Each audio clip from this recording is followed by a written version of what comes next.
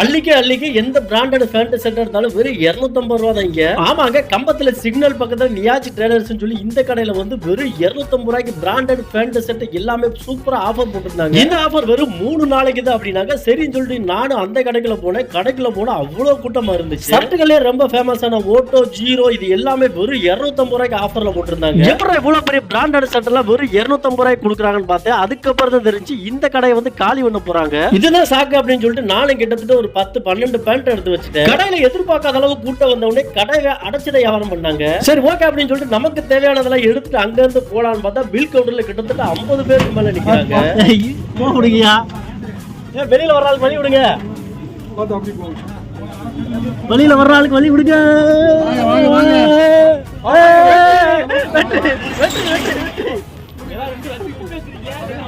எல்லாத்தையும் காலி பண்ணியாச்சு.